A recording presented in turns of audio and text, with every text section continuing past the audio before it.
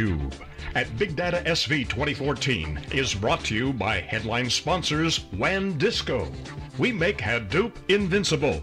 And Actian, accelerating Big Data 2.0.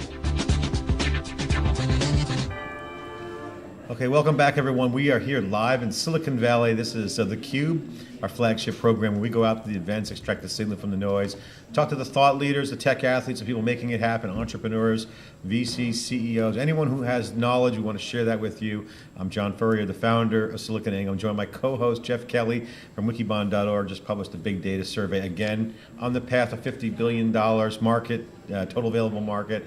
And our guest here is CUBE alumni and been there from the beginning is Abhi Mehta with Tresata. Abhi, welcome back again, and another Hadoop world, we'll call this Strata. It's in California, Silicon Valley. Big Data SV is the event here. All the big data happening in Silicon Valley is about innovation, and no other best person to talk to than you about that. Being an entrepreneur, building a business in this market, challenging technically, a lot of business growth. It's like what to shoot at. There's so many opportunities. Welcome back. Well, thank you so much, and I'm especially proud of coming back today because this is our first sponsorship of theCUBE, and hopefully we'll keep this on and continue it. We've lived the big data journey together. I'm incredibly proud to be here again. Thank you. We love you, and you believe in theCUBE. You were one of those magical people who saw what we were doing with theCUBE, saw our mission of opening up the data and the underwriting support. I know anything is always appreciative, and our goal is to have that underwriting support from Tresata and folks like you guys for our mission to get the data and share it. So thank you very much. Absolutely, anytime. So let's talk about what's happening, right? Obviously, Hadoop is here to stay. That's the theme. Again, Hadoop is real. It's in all the customers. Big data just isn't Hadoop. It's a lot of other things hitting the stage. You got legacy vendors. You got data science. It really is an innovation party here at Big Data SV. What's your take? And what are some of the new technologies? Like we see Spark, which I know you're really interested in. What's happening? What is your take on the current market? I think the take remains the same, John, which is the thing I'm the most proud about, having built the business the way we have. And there's this interesting metric where people equate success to how much money you've raised. I equate success to how much money we have made. Our customers are funding our Series A. We had an awesome year. The report that Jeff released, talks about the revenues we were able to hit. And I think the theme hasn't changed, which is the market is seeing the light of what you, Dave, and I spoke about 4 years ago, which is data factories, the ability to actually monetize data in ways never possible before. But the ability to do that, it depends squarely on domain knowledge and science and technology coming together seamlessly, right? What we have since called advanced analytics applications. That hasn't changed. I think the era, you made an interesting point, big data is a bigger ecosystem than just Hadoop. Completely agree. The reality though is the era of building and commercializing tools is fast behind us. If you're building a database in the big data market, don't worry, shut your company down. BI is commoditized, Democratization that everybody talks about and commoditization are two sides of the same coin. And as big data technologies democratize, they will commoditize. The only way to extract value is going as high up the stack as possible and finding problems to solve with big data. That hasn't changed. And as much as you push people, and I love that you push people to talk to you about that, I am disappointed that the market has moved slower in there. But I'm excited because it's moved slower, I have success. So it's this interesting paradigm. So I'll ask you, because again, this is an interesting point. The commoditization angle is great. So we were at the Open Compute Summit just recently here, and there's a revolution happening at a hardware level. It's a whole other conversation. Mm-hmm. It's like the homebrew club of the future, the modern version of what's going on with the cloud hardware. But the comment we were talking about there, someone said on Twitter to us during a crowd chat, if you're going to commoditize infrastructure, and you're going to commoditize the middleware, and you're going to commoditize the application, what's left? Where's the value? So the conversation was interesting. At the end of the day, you mentioned value. Right. So value can never be commoditized because at some point Correct. People will pay for it. So if the stack becomes commoditized, Correct. Where does the value shift, in your opinion? Or can apps never be commoditized? No, I think it's a good question. I think, again, if you have to break it down into its elements, we have to realize as an industry that companies that are hundreds of billions of dollars in revenue on a stack that includes databases, storage, BI, analytical software, are under attack, under massive attack, both with their own legacy stacks as well as this revolution called open source. The track record isn't hard to find. Linux did it to one of the biggest technology companies formed by one of the smartest guys, North Coastline in the world, right? So the track record is there to see.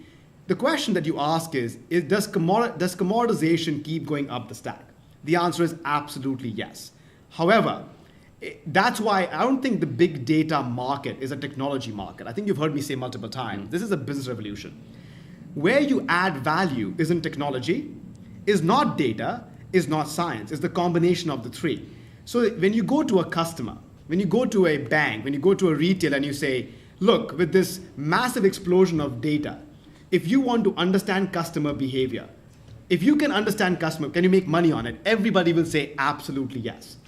But understanding customer behavior is an incredibly hard thing to do. It's a combination of bringing in open data, open tech, and open science together. When you bring those three components that are fundamentally open together, you build something that's unique. That's where the value is. That can never be commoditized because the expertise that Tresata has in financial data is very hard to replicate. And no one will replicate exactly what Splunk has done. So yes, commoditization will rapidly expand up the stack. We have to remember that the value at stake is $2.4 trillion, right? IT is a $3 trillion market. 80% of it is enterprise software, right? Something that you guys cover and we are in.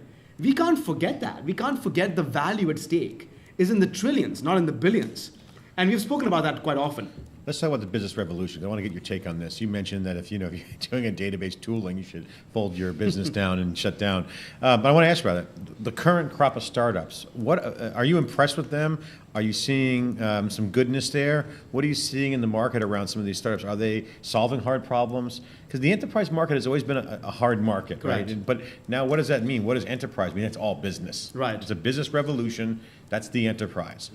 We got a consumerization angle going on here. We got the consumerization of IT and a business with mobile, data, tsunami everywhere. So it's that enterprise problem is still there. Yes. No one can just say, hey, I want to be an enterprise entrepreneur. What are you seeing in the crop of startups here in the big data world at Strata Conference? It's interesting. I love the fact that there's so much confusion and lack of quality startups because it in a way helps to sit out. In an obtuse kind of way. We saw the market so early. It is actually shocking to me. There are three clear trends, John, that we all have seen. And it surprises me when I ask people like yourself, I ask everybody, so where are the interesting startups solving business problems in big data? Tell me, because I want to learn from them. The answer, the room goes silent. The three trends are clear. Trend number one, the days of selling databases for hundreds of millions of dollars or analytical tools is over. The enterprise buyer is smart enough to realize that algos are free, BI is free, database functionality is free. What he is struggling with is trying to figure out how do I take those open source components and find value, right? That's number one. So enterprise, we gotta give credit to enterprise buyers that they are smart enough to realize that open source works at scale in the enterprise, right? Not just in the operating system level, all the way to analytics. Number two, the buyer itself is changing. You're not selling to the CIO anymore. You're selling to the CMO. You're selling to the CRO. You're selling to the CFO. You're talking to the CEO.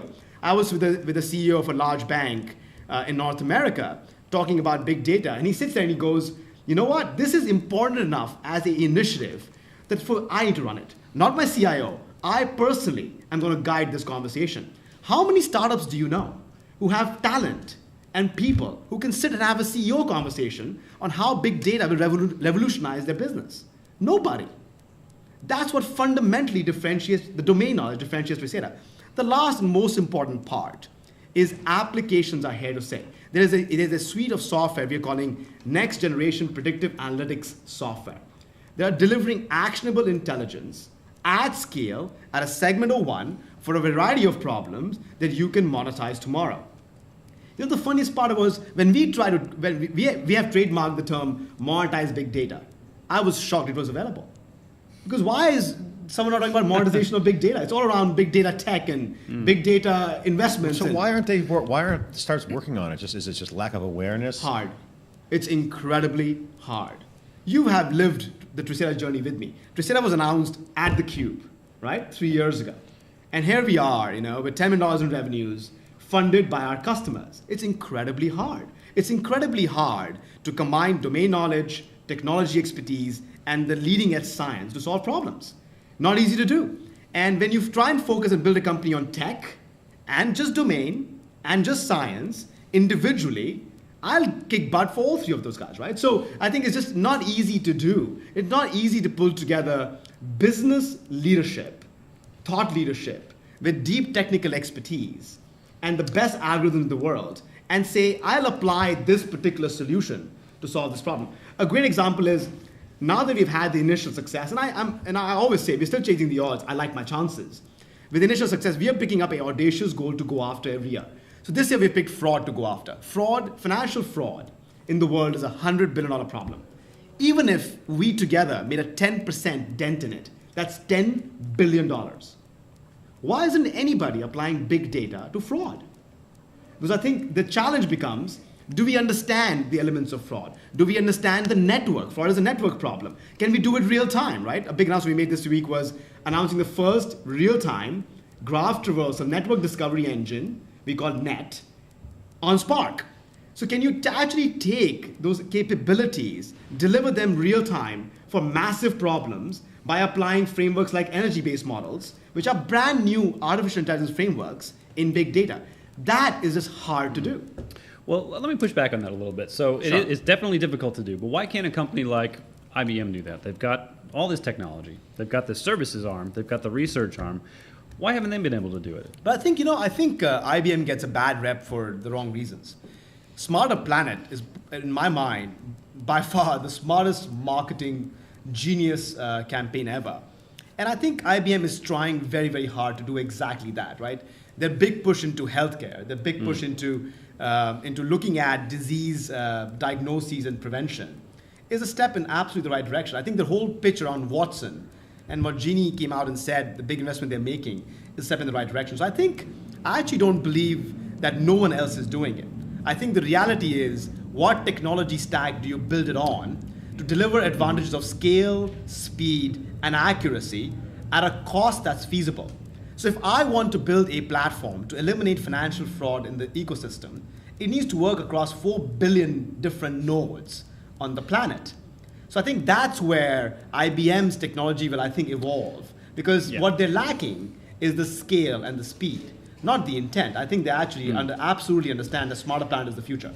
Well, so they've got that legacy business and that legacy technology, which, it's the innovator's dilemma. Do they don't want to give up too much of that revenue, of course, at the expense of some of the new things that are happening, but they're going to have to make this transition if they want to survive and thrive. Well, that's our bet. I think the reality is that this is a Darwinian moment in our lifetimes. I think I've said multiple, this is a 50-year boom cycle where data as the fuel, right? We spoke about this 4 years ago. Data as the fuel will fundamentally transform how we measure, evaluate, and act on consumer behavior across a host of problems, from education all the way to fraud or disease prevention and disease management.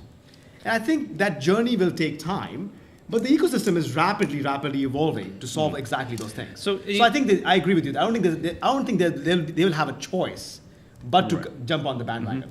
So another thing you mentioned that struck me was talking. You've got to be able to talk the language of business and not necessarily the language of tech.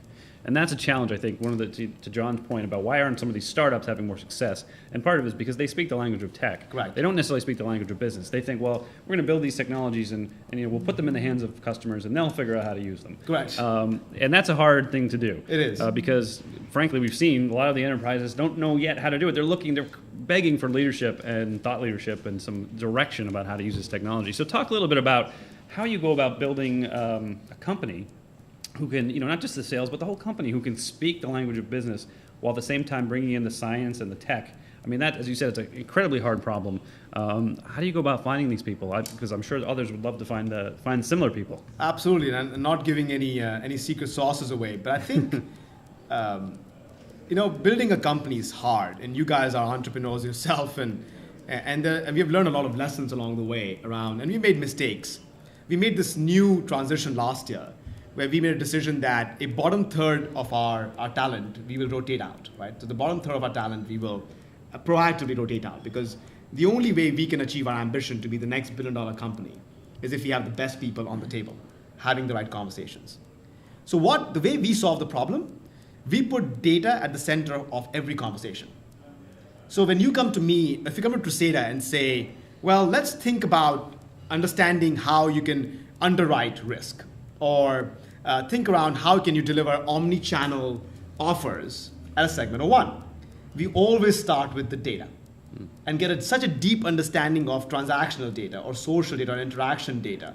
Understand what elements, what triggers, what observations can inform the right answer before we do anything else. So they bring data to the party. We bring data to the party.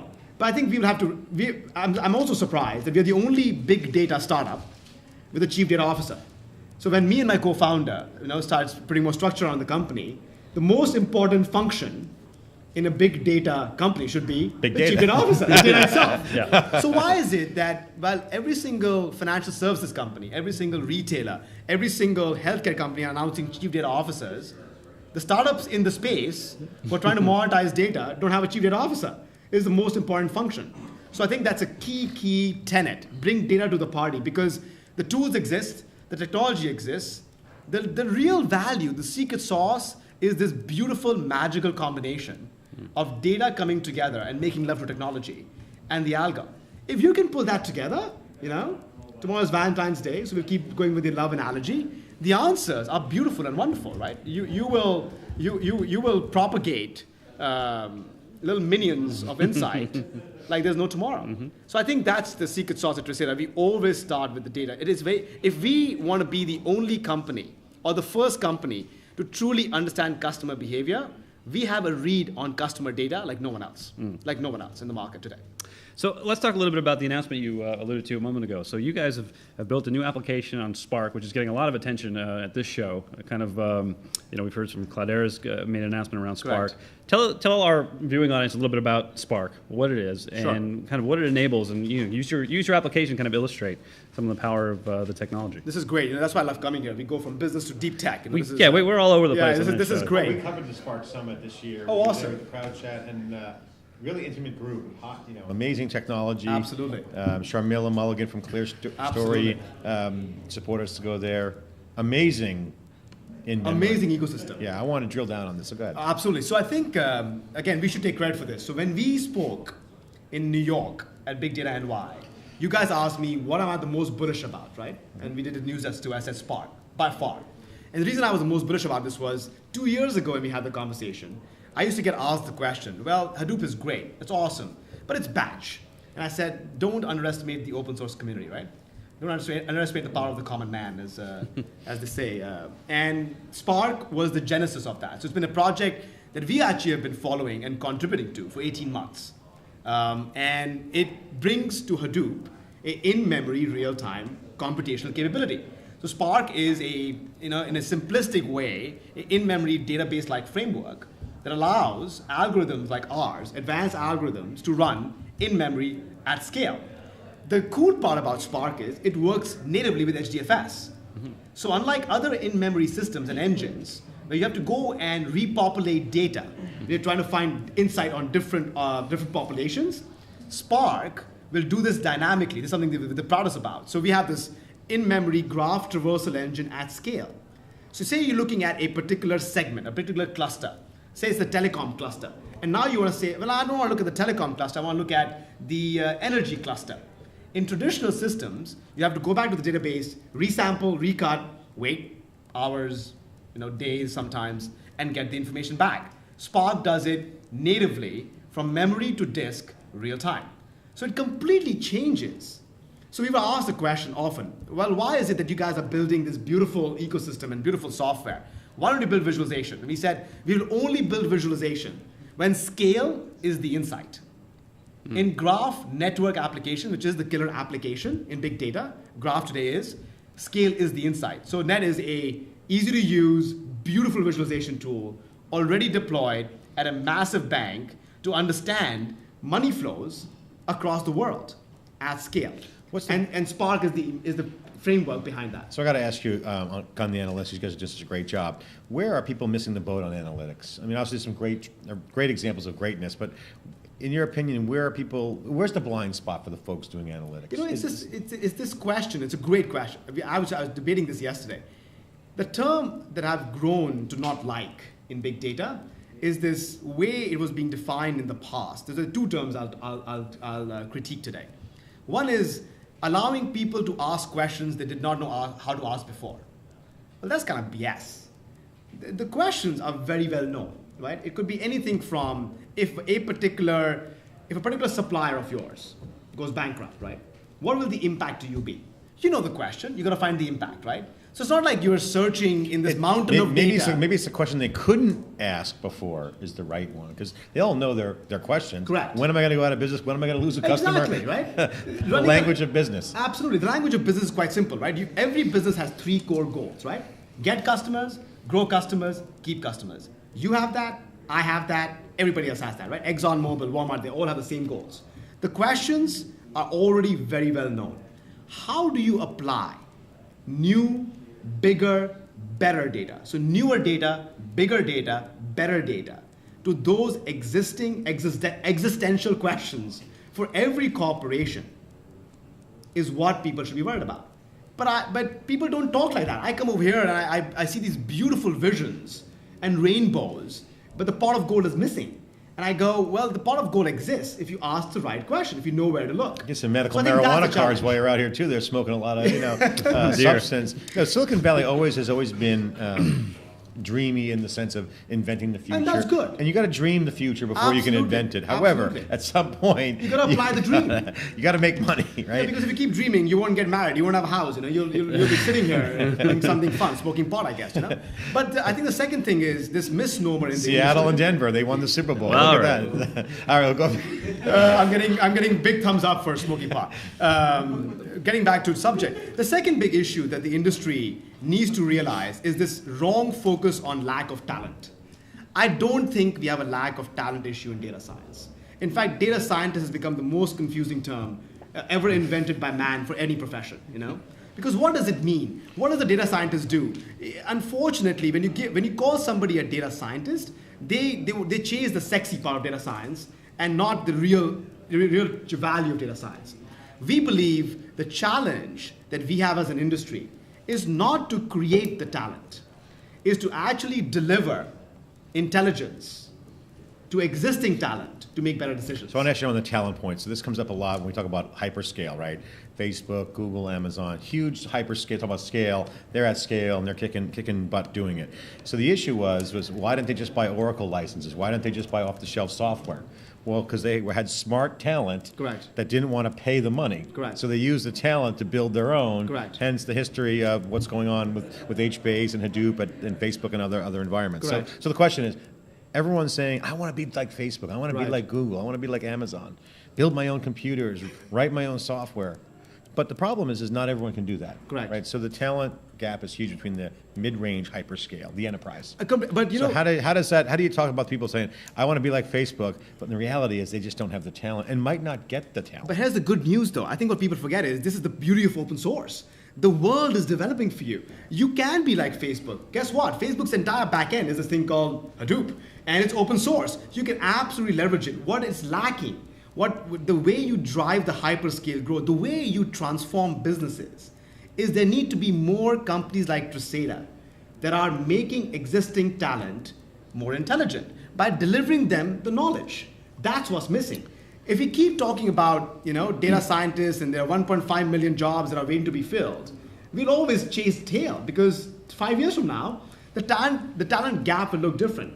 What the tools are enabling us to do, what Siri is enabling us to do, what Google now is enabling us to do is take people who are not the Einsteins and give them actionable intelligence and make them smarter. When we can build tools to make the population, make Earth a smarter planet, no pun intended for IBM, that's the way to win it. So the only way you'll get hyper growth is you can automate it. You can absolutely, as I've always said, machine learning can automate 99% of the work done around data and analytics. The last 1% is human, giving better information to you and me to make the right decision at the right time. On the machine learning, obviously machines have to learn, so you have to teach it. Correct. So if you don't have the knowledge, you can't teach the machine. So how do you fill that gap? And you guys are doing some work in this area. Correct. Obviously in-memory speeds up and Correct. accelerates some compute power, but assume compute might go to zero cost Right. and be infinite. Right. If you believe that, I mean, it's a thesis, but let's just stay there for a minute. Right. Compute is infinite and the cost is zero. Where's software go? So here's how do you break it, right? There are 4 key components to building analytics application, right? Data, so you got to store it. You got to make sure you can catalog it, right? Which is what databases do. Then you got to make sure there are algorithms you have available to find the insight, right? And the last piece is delivery of the insight. You got to make sure you can actually act on it, right? Decision tools. Let's look at those components. Storage, free, open source, commoditized. Data processing, free, open source, commoditized. Algorithms, free, open source, commoditized. In fact, we're talking to a large customer. He says, "You're the only company, Abhi. Tresera is the only company that I have seen and who has been able to maximize the algorithmic power in Hadoop. Can you give me the underlying algorithm to your application?" We said, "Sure. We have an open source product called Ganit. We're open sourcing them. Go get them." They were willing to pay us for it. We said, "No, algorithms are free. Why should you pay me for it?" Right? The last part is decision tools. Decision tools have 2 components: technology and human. That's where we play. We are building the next generation decision tools to enable intelligence by combining all those elements. So that's where it comes in, is the open source community in the next 50 years is going to dramatically commoditize and democratize access to intelligence tools for the world, not just the enterprise. We were talking yesterday around everything being free. How do you make money? Right? So there's the customer support, and the Red Hat and Hortonworks is doing that. And one of our guests from InfoObjects, Rishi, said the Git effect, the network of trust. Yeah. Right. So you have a trust equation now developing. What's your vision on trust? Because what you're talking about here is ultimately you're offering algorithms for free, which I would argue it's a good move on one end, but Right. It might be risky. Some would say. However, if you do it for free, and you are, how do you make that a differentiation for you? Is it the trust? Is it the halo effect? No, Is there an element there? What's your vision on trust? It's quite simple. It is the combination of those elements that are fundamentally free coming together to offer a business solution, right? We had a customer sit down with us and I said, "How would you characterize Tresera? In your mind, our average deal size is 7 figures. Tresera's average deal size is 7 figures, right? So if you do the math on how we hit the numbers, we don't have hundreds of customers. We're not selling BI software for $10,000 a pop, right? We're doing 7-figure deals. And that's based on this very simple premise, which is if I can take... There's 10 customers. If I can take... Your math is brilliant. No wonder I love you even more now, John. Right? But if you take the elements around data, a business problem, combine what even we will push on democratizing, the algo isn't the secret sauce. It's the combination of the algo, the data, with the domain knowledge, solving a specific problem. So if I can come to you, you're a buyer, and say, "Abhi, I have a problem in fraud. It costs me $2 billion a year." And I said, "John, I can reduce it by 10%. And you only pay me. Of the 10% I save you, you pay me 10% of that." Do the math. You say, "Where do I sign?" You won't ask me technology I use, because you don't care if it's Hadoop or not.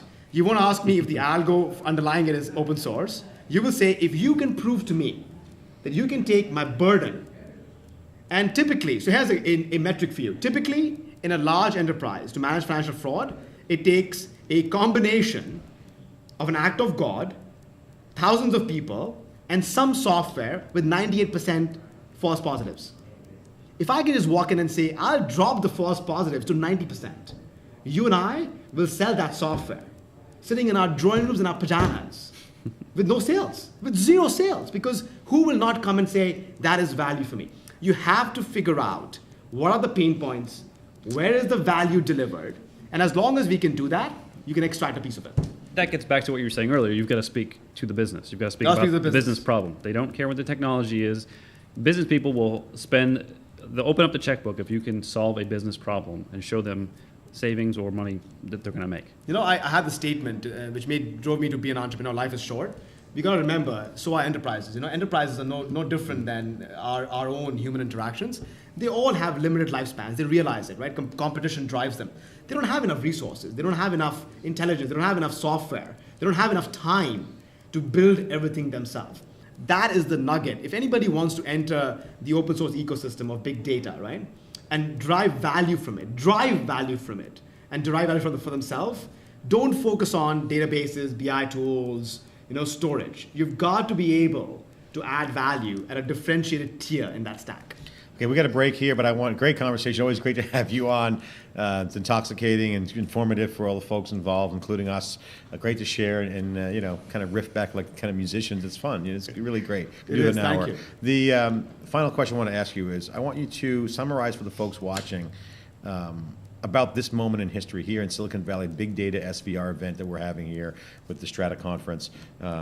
At this point in time, what is the most important thing that's happening that's the big story in this moment right now?